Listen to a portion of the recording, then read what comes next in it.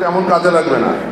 আমাদের যেই সোর্স থেকে প্রোটিনটা দরকার সেটা আমাদের এই সোর্সগুলো, সেটা হচ্ছে যে অ্যানিমাল প্রোটিন এবং এর বাইরে ভেজিটেবল সোর্সগুলোর মধ্যে সয়াবিন, এগুলো অনেকটুকু হেল্প করে যে অ্যামাইনো অ্যাসিডের যে ব্যালেন্স, এসেনশিয়াল অ্যামাইনো অ্যাসিড এটা পাওয়ার ব্যাপারে।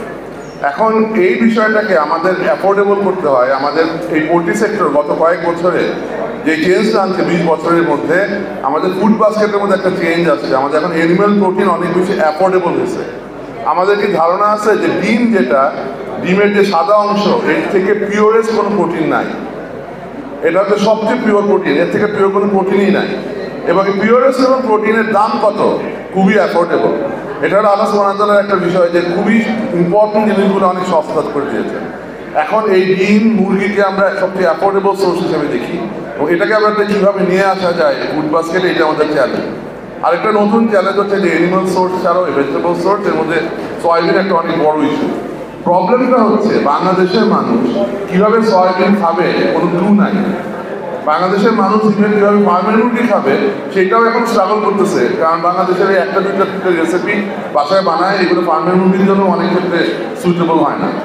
আজকে যে টিমটা এখানে কাজ করছেন, আমাদের মূল উদ্দেশ্য হচ্ছে চ্যালেঞ্জটা মিটিগেট করার চেষ্টা করা, যে অ্যাফোর্ডেবল সোর্সের প্রোটিনটাকে কীভাবে আরও বেশি টেস্টিয়ার এবং প্রেজেন্টেবল করা যায়, অ্যাভেলেবল করা যায়, এটারই একটা চেষ্টা।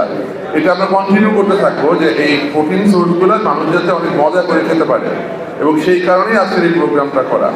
জাস্ট ফাইনাল একটা বিষয় বলি, রাইট টু প্রোটিন থেকেও আমাদের আরেকটু মাথায় রাখতে হবে রাইট টু অ্যাফোর্ডেবল এবং অ্যাপ্রোপ্রিয়েট প্রোটিন।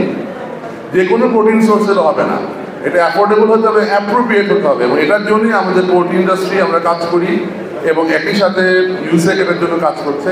আমরা একজনের আরেকজনের পরিপূরক হিসাবে এখানে কাজ করি।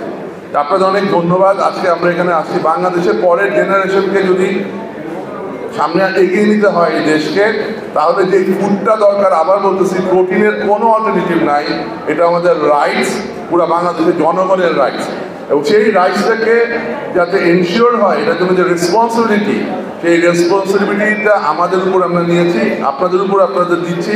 আপনারা এটা ভালো মতো গ্রহণ করেন এবং ছড়িয়ে দেন, এই আশা করেই আজকে আপনাদের অনেক ধন্যবাদ। আপনারা এসেছেন আজকে এই প্রোগ্রামের পর। আমরা আশা করবো আপনারা বাসায় যাওয়ার পর সবাইকে এই ব্যাপারে উদ্বুদ্ধ করবেন এবং কিছু কিছু রেসিপি এগুলা ডিসেমিনেট করবেন বিভিন্ন লেভেলে, যাতে সবাই এটা অ্যাফোর্ডেবল লেভেলে অ্যাভেলেবল করতে পারে। Thank you very much. আসসালামু আলাইকুম।